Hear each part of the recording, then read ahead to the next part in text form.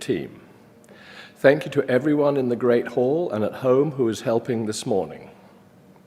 We strive to be a congregation that welcomes people of all ages, races, religious beliefs, backgrounds, sexual orientations, gender identities, and abilities.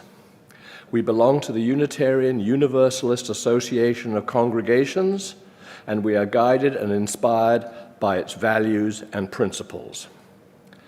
Those values and principles move us to remember that we in Northampton inhabit unceded land of the Pecumtuck and Nipmuc peoples.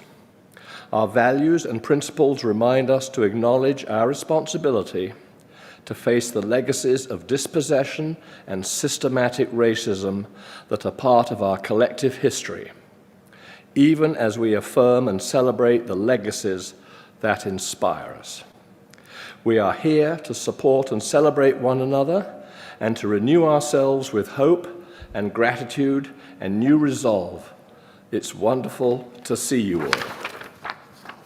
Now, today is Stewardship Sunday, when our annual campaign to raise funds for our society begins. You have or will shortly receive a letter or phone call inviting you to contribute to the well-being of our congregation.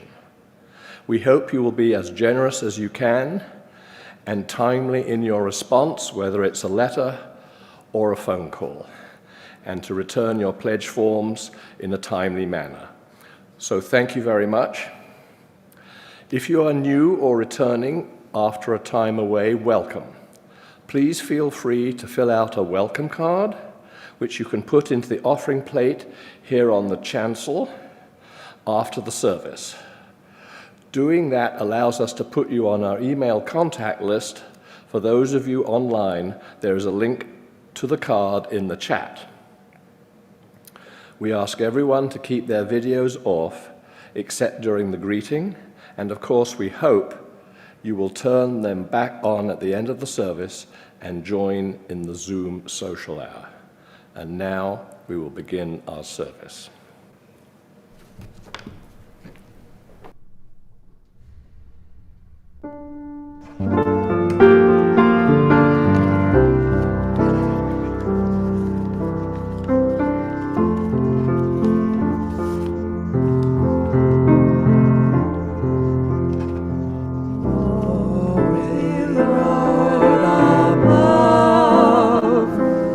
God Almighty, God.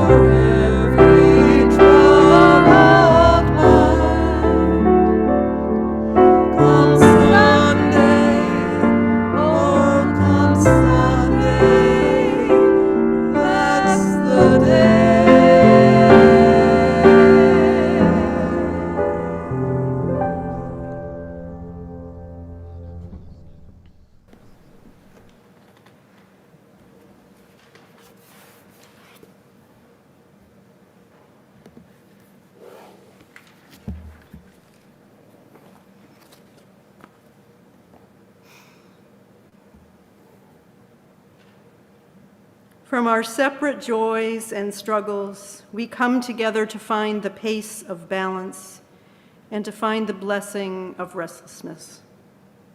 All are welcome to follow, to lead, to teach, and to learn. All are welcome to join in the dance and to catch our breath. All are welcome to give generously and receive gratefully. If we are steady and composed, if we feel completely lost, if we don't know what we are feeling, this community has a place for us. Here, we can belong.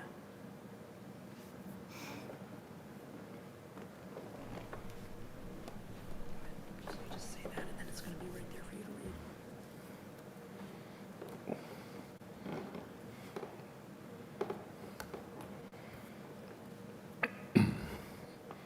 I invite everyone to rise in body or spirit for our chalice lighting.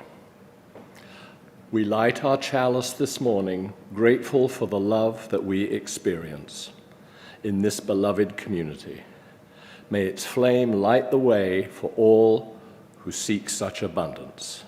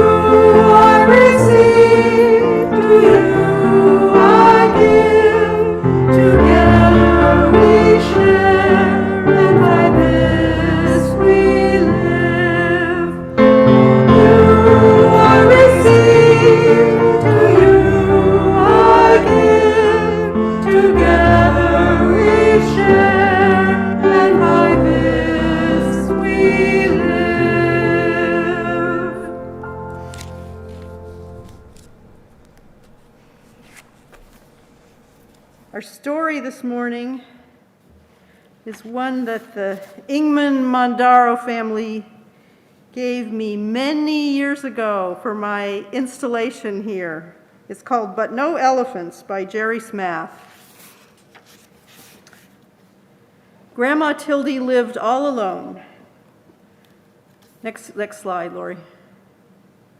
Grandma Tildy lived all alone. She worked hard every day. She had no time to play. Grandma Tildy was cooking stew. Whoops. One day, a man came to her house. He was selling pets. He said, "Would you like to buy a canary bird?" "Very well," said Grandma Tildy, "but no elephants." She was cooking stew. The bird wanted to help, so he sang a song for her. It made Grandma Tildy happy. Next page. That night, they sat down to eat the stew together, and it tasted better than ever before. The next day, the pet man came again. "Would you like to buy a beaver?" he asked. "Very well," said Grandma Tildy, "but no elephants." She needed firewood. The beaver wanted to help. So he cut the wood with his sharp teeth, and that night they sat in front of a warm fire. Next one. Grandma Tildy went shopping. She met the pet man again. "Would you like to buy a turtle?" he asked. "Very well," she said, "but no elephants." Grandma Tildy was tired, and the turtle wanted to help, so he carried her home on his back. That night, Grandma Tildy washed the turtle and put him to bed, and the next day it rained hard. The roof started to leak. Then someone knocked on the door. It was, you know who, the pet man. "Would you like to buy a woodpecker?" "Very well," said Grandma Tildy, "but no elephants." The woodpecker wanted to help. He nailed the roof down tight, and the dripping stopped. That night, they all danced together in the warm, dry house. The days got colder and colder. Grandma Tildy put food in jars for the winter. "I don't like the cold," she said. Just then, the pet man appeared. "Would you like to buy an elephant?" he said. "He's the only animal left, and I must leave before it snows." No elephants!" shouted Grandma. She went back to her work. The pet man left. But The elephant stayed. It started to snow. It kept on snowing. Poor elephant. And snowing, and snowing, and snowing. No elephants, said Grandma Tildy. But the elephant wouldn't go. They couldn't see the elephant now, but they could hear him crying, and they felt sad. Very well, called Grandma Tildy. You may come in. The elephant was as happy as could be. But there was a problem. Next slide. He couldn't get through the door, so they all helped push him inside. Oh dear, said Grandma Tildy. I hope the floor is strong. This is a very old house. Outside, the snow kept falling, but inside it was cozy and warm. Everyone hoped winter would go away and spring would come soon. That night, there was a terrible crash. The elephant had fallen through the floor. We can't fix this, said Grandma. We'll just have to stay there. You will just have to stay there. The winter was long, and soon the firewood was gone. The elephant was always hungry. He kept eating and eating and eating until all the food was gone. We can't leave or we'll freeze, said Grandma Tildy. We can't stay or we'll starve. What are we going to do? The elephant felt sorry. Then he thought of a way to help. He started to walk. He walked and walked and walked and walked. And when he stopped, they were in a warm, sunny place. And that is where they still are today. And now, please join us in singing hymn number 360, Here We Have Gathered.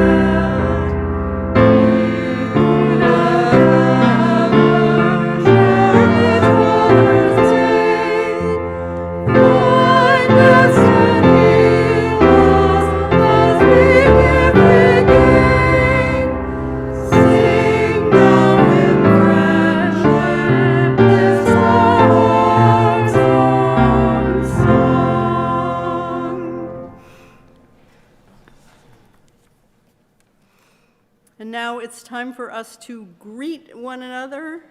If you're online, most of you are online, please turn on your videos, and I'm going to switch mine to gallery so I can see you. We're going to try a crazy thing, but not today.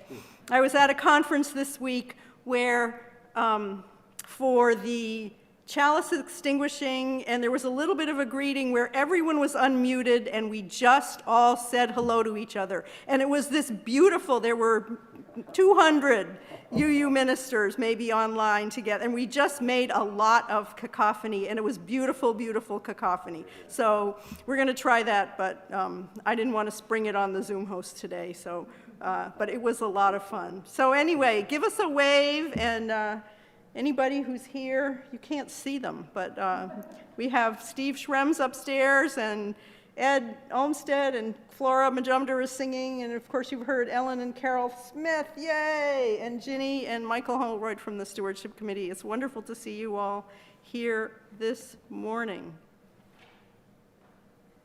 New faces, newer faces. Dana's here again. Hello, Dana. Great to see you. Wonderful to see you all. Oh, Booker's here too.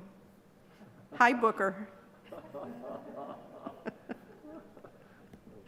All right, and now it's time. Let's sing out anyone who. Oh, Tink and Chris, great. Haven't seen you guys for a while. It's great to see you. Wonderful to see you. Laura, new and old and in between. Young and old and in between.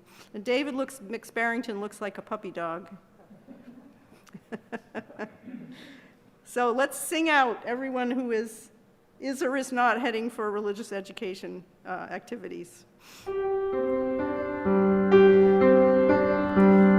now in peace, go now in peace, leave all love of God surround you.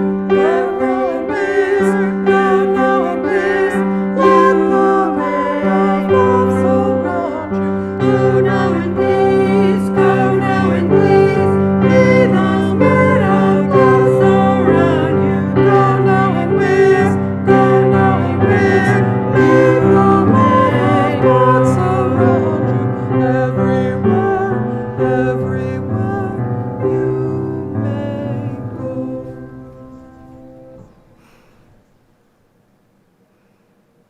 And now Dave Reutman has a social justice minute. Good morning. I'm Dave Reutman, and this is the Social Justice Minute, which recognizes that as Unitarian Universalists, we are called powerfully to take action on social justice and the environment. USNF The Vote is hosting a kickoff party for everyone, 5:30 to 6:15 on Friday, February 11th. Here's why. Our fifth UU principle is that we affirm and promote the right of conscience and the use of the democratic process within our congregations and in society at large. For many Americans throughout our history, this was out of reach. This began to change in the 20th century as the possibility of a truly multiracial and multicultural, multi-everything American society emerged. But that dream has never been fully realized, and today it's at risk, with forces that can realistically destroy our democracy gaining power every day. Together, we confronted this challenge in 2020. We wrote thousands of postcards and letters and made hundreds of phone calls. Most importantly, we joined together in community to pull our collective spirits through trying times. And we, together with millions of others, we persevered. With the election of 2022 around the corner, we're turning again to meet the challenge. Our USNF The Vote steering team sees these next few months as a time to be in partnership with frontline grassroots organizations and other faith communities to protect and renew our democracy, and also to build towards the beloved community we are called to create. There will be lots of specific actions, but today we're just asking you to join us for a kickoff party on Friday, February 11th. We'll have some music and an inspiring short video. We'll share our emerging strategy that includes collaboration with the Tallahassee, Florida UU, and potentially with Florida Rising, a strong grassroots organization, and other actions. We'll celebrate building community and working together. We'll do this with serious purpose, and it will be a fun party where we'll celebrate each other and what we're called to do together. Sign up is simple. Just email Susie McCrae. Her email address will be in the chat. But if you can't commit until the last minute, that's okay. You don't need to sign up. Just show up. We'll publish the Zoom link in this week's Beacon, and we'll put it in the chat right now. Thank you.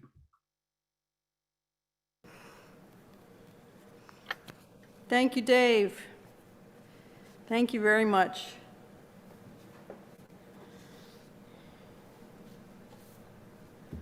I say this often, but our generosity really does make everything we do possible. It helps us support also organizations and movements in the greater community. And for several years now, half of the proceeds, since COVID began, actually, at least half the proceeds of each week's offering have supported the Society's operating budget, and the other half are being shared outside our walls. Tomorrow night, the Coordinating Council is meeting to choose organizations that will support through the end of this fiscal year.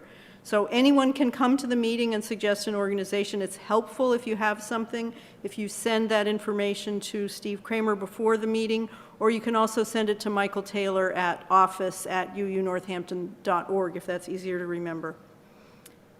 We collect our weekly offerings through checks that people mail in or through online donations, and the link for contributing online is in the chat. And now, thank you very much, and we will listen to our wonderful offertory music with Ellen Cogan and Carol Smith.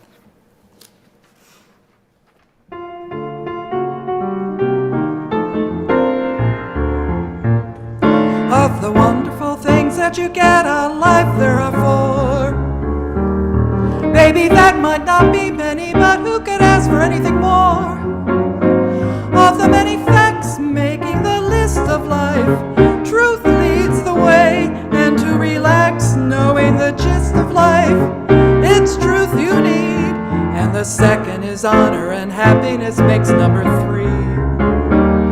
When you put them together, you know what the last one must be. Baby, it's truth, honor, and happiness, and one thing more, meaning that it's wonderful, wonderful love that will make four.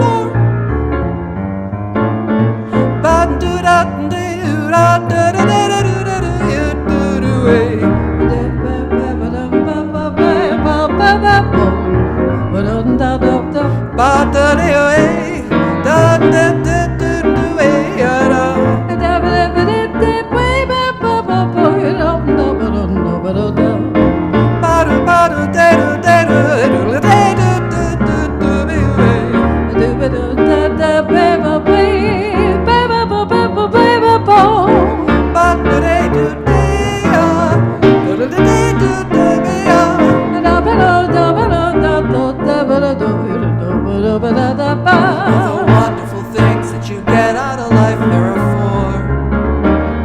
Maybe that might not be many, but who could ask for anything more? Of the many facts making the list of life, truth leads the way, and to relax knowing the gist of life, it's truth you need. And the second is honor, and happiness makes number three. When you put them together, you know what the last one must be. Baby, it's truth, honor, and happiness, and one thing more, meaning that it's wonderful, wonderful love that will make four.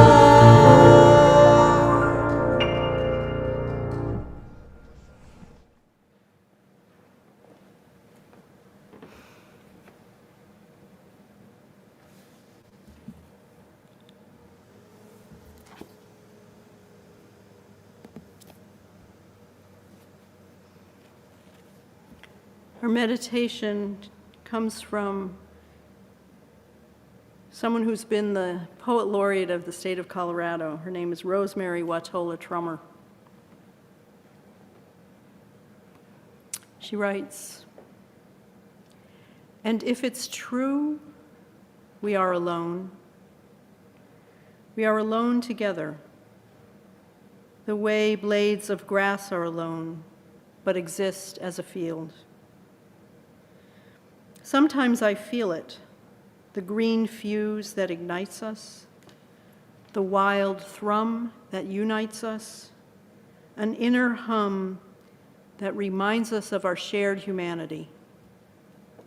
Just as 35 trillion red blood cells join in one body to become one blood, just as 136,000 notes make up a symphony, alone as we are, our small voices weave into the one big conversation. Our actions are essential. They are essential to the one infinite story of what it is to be alive. When we feel alone, we belong to the grand communion of those who sometimes feel alone. We are the dust that hopes, a rising of dust, a thrill of dust, the dust that dances in the light, the dust that dances with all other dust, the dust that makes the world. Let's take a moment together in silence.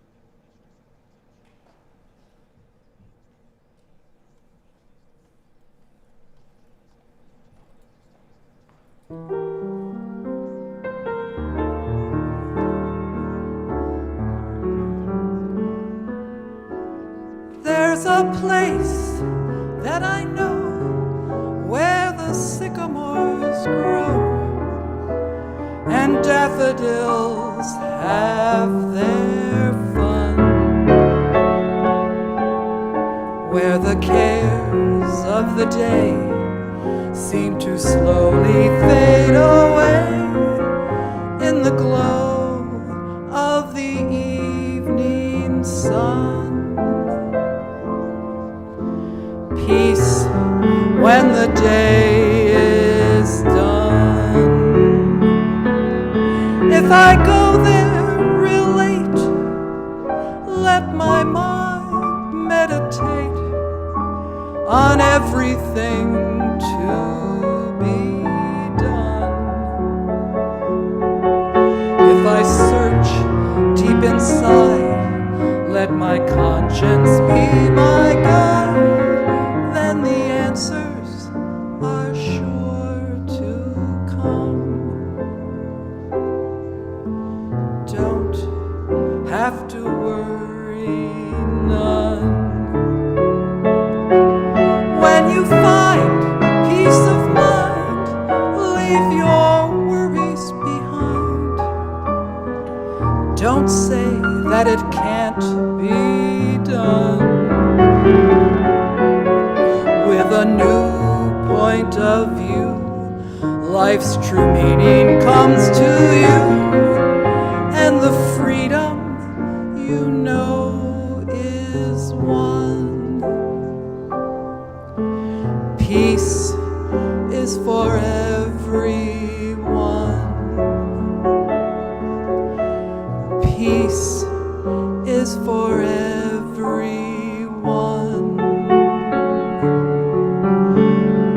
Peace is for everyone.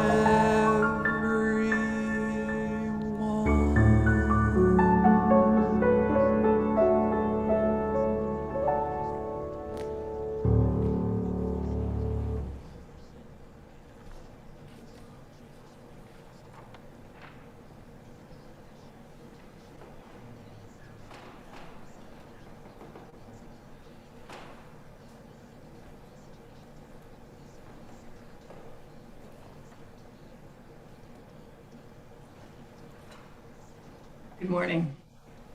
When I was asked to speak on Stewardship Sunday, it was easy to answer yes. Easy as ABC to share why our family pledges.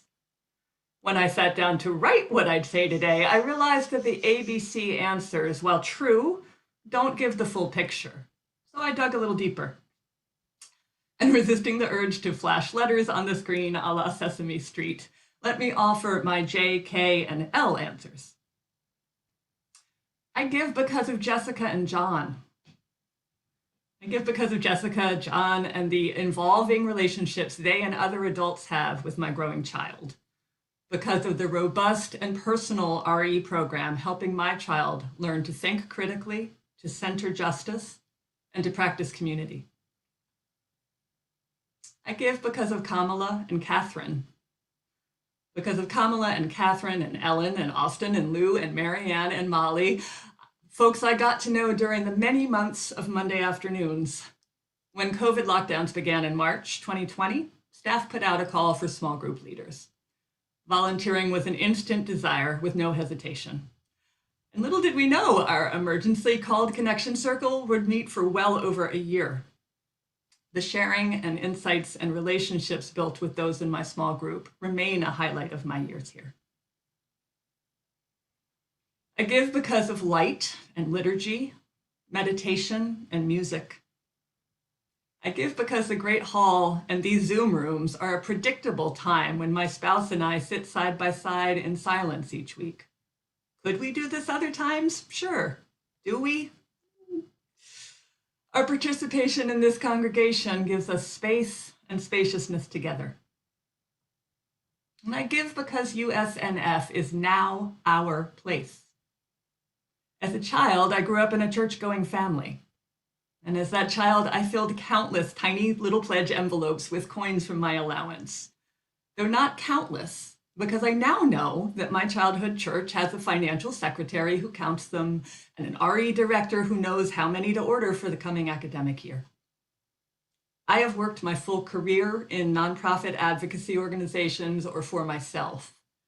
And if not us, who? The lights and the heat, the snack crackers and crayons and curriculum subscriptions, respectful salaries and benefits which can always be more generous, and the deep commitment to sharing the plate with other organizations working for justice. I could go on through Q, R, S, and T, but my reasons aren't your reasons. I invite you to dig deeper into your reasons as you consider how deeply to dig into your finances. What are your reasons to pledge? What are your ABCs and your TUVs? Thank you.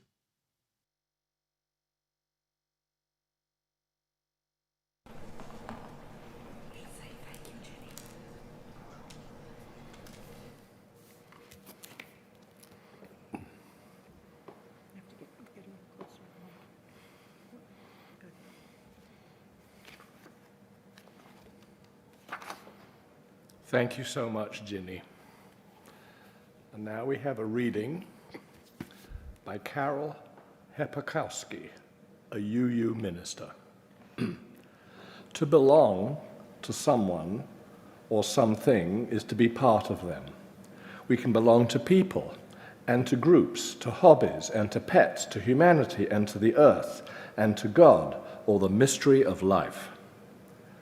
Knowing to whom we belong, reminding ourselves of that is to experience ourselves as connected, as loved. To belong is to be attached, not estranged, lonely, or in exile. We are born into some of our relationships of belonging. We are born to a mother, born into a family, into a community, into an ethnic group. We are born into a culture, a region, a piece of earth. We are born into an earth with sunlight and sorrow, goodness and beauty. And we are born into love. Other ways of belonging come to us through adoption. Some of us are adopted into families. Some of us adopt new homelands, new affiliations, new faiths. We choose friends, schools, and places to live. We choose new religious communities. However, it is that we belong to something by birth or adoption or choice. Belonging is an ongoing process, one that involves relationship and one that involves responsibility. Don't forget your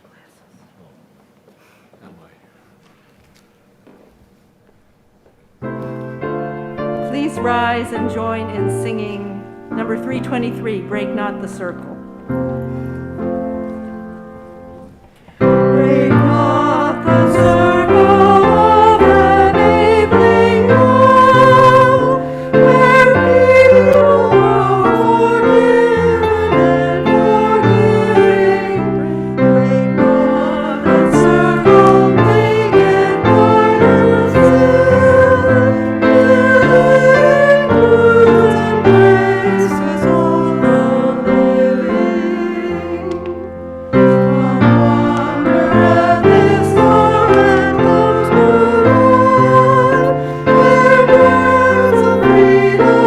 freedom are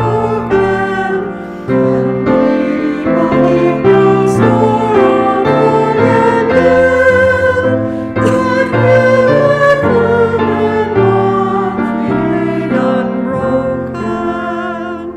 Join in the movement of all of the free, the people of whatever place or nation will truly be themselves and know their feet. See eye to eye with laughter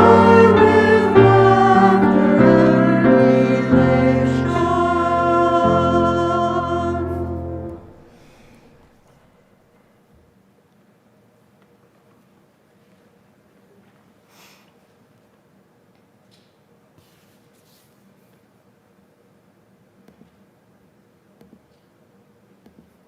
elation.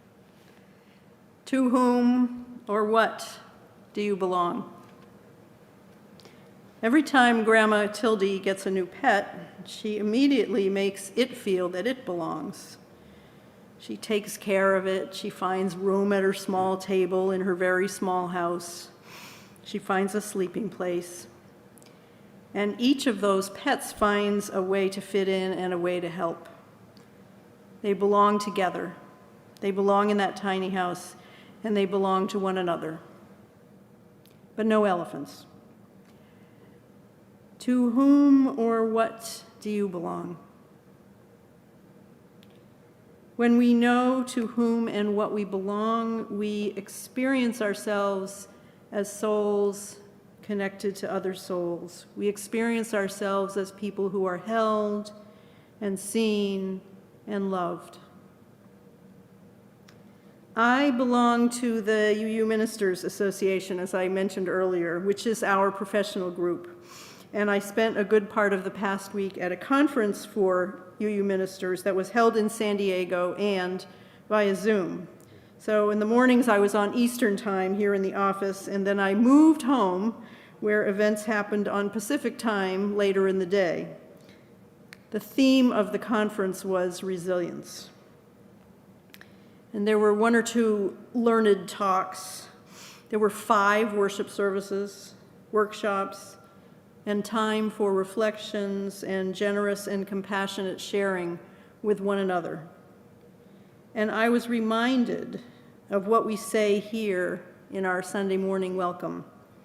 We are here to support and celebrate one another, to renew ourselves with hope and gratitude and new resolve.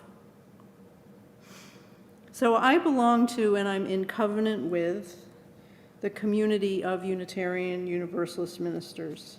And this congregation belongs to and is in covenant with the wider UU community. Some of you are Unitarian Universalists who moved here from somewhere else, and you came to the Unitarian Society of Northampton and Florence in part because you know you have learned that you belong in this faith tradition. And when you come, you hope you're going to feel that you belong here.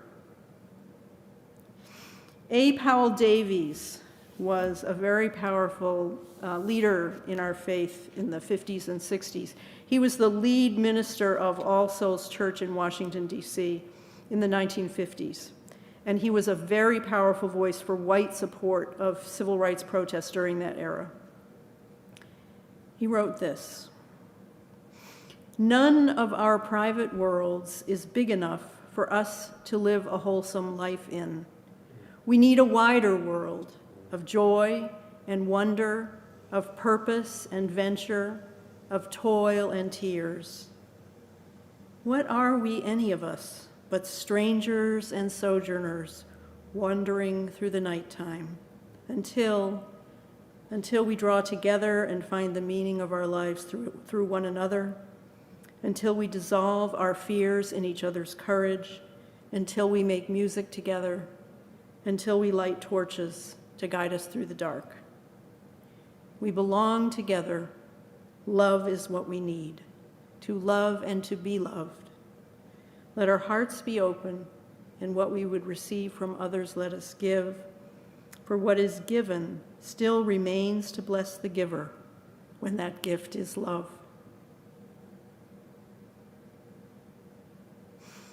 So, as Michael said earlier, this is the month when all of us, members, friends, are asked to show our love, our affection, our affiliation by making a financial commitment.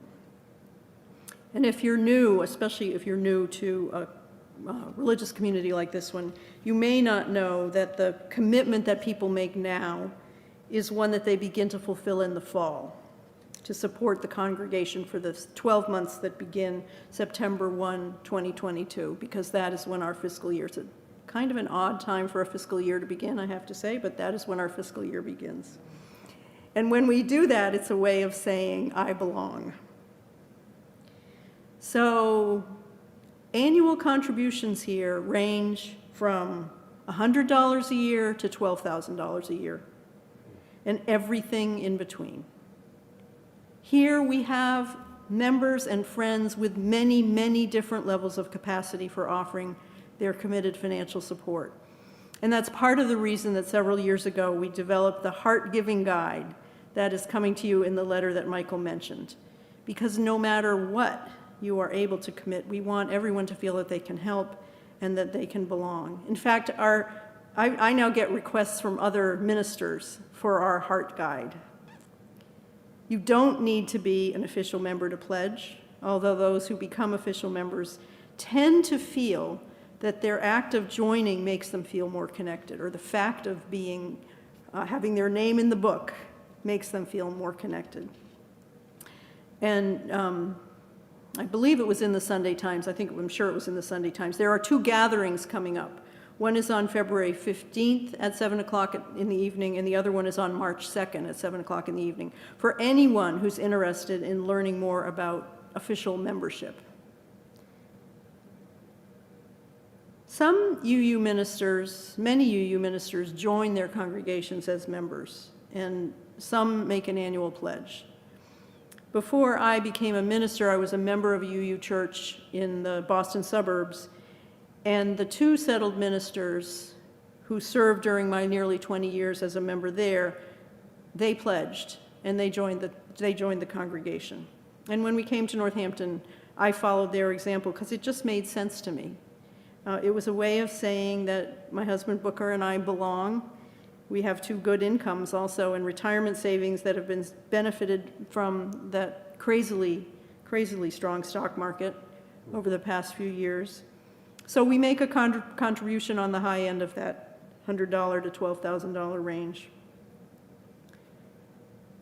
The commitments that all of us make provide between 75% and 80% of the funding that the society needs to operate.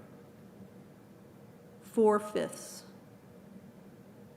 And it's more now when we have almost no income from renting out our space. We are it. We are it. Income from our investments contributes about another 10%. What we all give determines what we will have to invest in our people and our programs, just as how much income a family earns determines how much they can pay for first necessities and then for other things that matter to them. Our contributions determine how generous we can be in compensating the staff and the minister, in operating the building, in buying those crayons and crackers and curriculum materials that Jenny mentioned, for programs like Our Whole Lives Sexuality Education.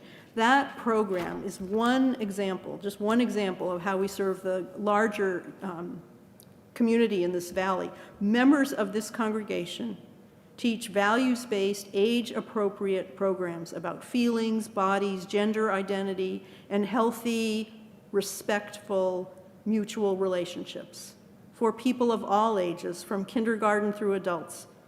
That program is just one way our pledges make a difference. Ginny gave us her list of other ways, and she suggested that each of you probably has your own. And we ask for pledges now in order to be able to make plans to create the budget for next year. The board will approve it and submit the budget for consideration at the annual May meeting, and everyone who is a member whose name is in that book has the right to vote to approve the budget. We do that in order not to be caught by surprise. Ha! We've all learned a few things about being caught by surprise in the last 2 years. And I can think of a lot of things that have happened, but when our pandemic team started meeting the transition team, we had an earlier pandemic team, and then we had a pandemic transition team that's still meeting. When they started last spring, there was a lot of discussion. How many scenarios, how many different things did we need to plan for and envision? And fortunately, for the most part, we decided to wait and see before creating many, many possible scenarios. And here we are, nowhere where we would have imagined last June. Nonetheless, we know that we are going to continue to be here. We are going to be going strong in the year ahead. We will resume in-person worship services. I hope soon. And they will be limited attendance for a while until we really have a handle on how to gather safely. And then we will know that we will continue to offer all of our programs, as many as we can, in 2 platforms, both in person and online, because we know that that's the way to reach as many of us as we possibly can.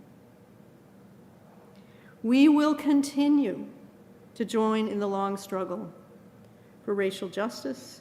We'll continue to demonstrate and petition our elected officials on the municipal, state, and national level about climate, about policies that harm immigrants, about all kinds of other matters that concern us. We will, as Dave Reutman mentioned earlier today, make a big effort to make a difference in the 2022 election. And I do hope many of you will come to the party on Friday. It's 30 to 45 minutes, so it's good way to start off your weekend. We will also continue to care for one another's spirits and souls through our worship in small groups and other educational opportunities, maybe in new ways. I got a little inspiration for a new program at the workshop that I did, and they did it with people in person and in the pavilion space in San Diego. And Ellen Cogan has ideas for involving more of us in making music together. We will continue to welcome new families and new members. We'll continue to take care of one another, shopping for someone who can't go out, making a friendly phone call, cooking a meal. We'll continue all of these things, but no elephants. Or maybe there will be elephants. We have learned to expect surprises. So in today's story, Grandma Tildy holds out for a long time against that elephant because it just doesn't belong, it doesn't fit. And when she does let it in, it takes up a lot of room. It breaks the floor, it eats up all the winter stores, and then it ends up taking them all to a far better place. I hope if you are new or newer, or if you're not so new but have been feeling detached, I hope that you will not feel like that poor elephant out in the snow, standing on the outside looking in. I hope you will know and feel that your voice and your presence are valued, and that by belonging, you too can help take us to a better place. Belonging, as Apel Davies wrote, means that we can draw together and find meaning in our lives through one another, that we can dissolve our fears in each other's courage, that we can make music together, and that we can light torches to guide us through the dark. I don't have any idea what new twists this pandemic might bring or what other kinds of disruption may lie ahead. There are many, many challenges that we face. I do know, though, and I'm very grateful, that you have been so generous and so consistent in supporting this congregation, in supporting causes and organizations that make a difference in the world, and in caring for and supporting one another. Soon, about a third of you will get a call from someone to talk about your pledge commitment. And as Michael said, everyone will be getting a letter as well if you haven't gotten it already. I invite you to take that call. I invite you to welcome it as an opportunity to make a connection, to share what's happening for you, and to listen what's happening for the person who is calling you. Let us make our commitments and offer our gifts as generously as we can. The amount we are able to give is not a measure of our value as people or of the depth of our belonging. Every gift matters and makes a difference. Let us give in gratitude for all the blessings life provides, including this community, including one another. And now we'll sing together hymn number 1, May nothing evil cross this door.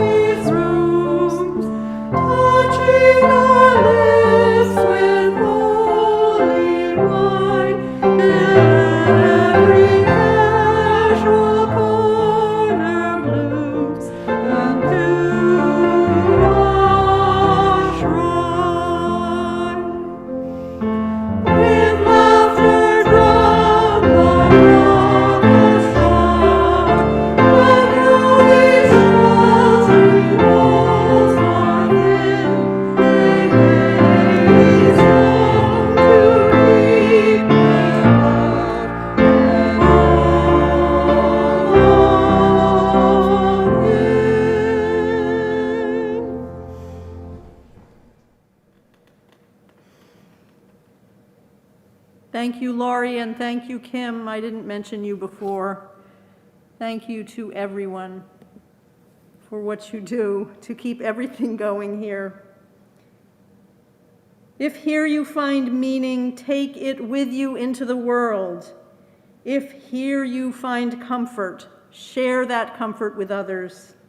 Know you belong, and go in peace.